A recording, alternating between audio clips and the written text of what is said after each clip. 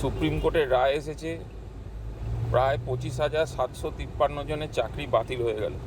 SSC SLST ভাই বোনেদের, আমাদের পশ্চিমবঙ্গের এতদিন ধরে যারা যোগ্য প্রার্থীরা আন্দোলন করছিলেন,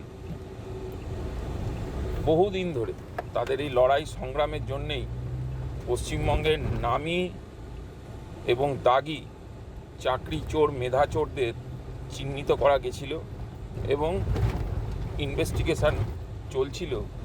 কিন্তু আমরা দেখতে পেলাম যে অ্যাপয়েন্টমেন্ট বোর্ড এসএসসির, তারা কিন্তু তদন্তে ঠিকঠাক সহযোগিতা করলেন না।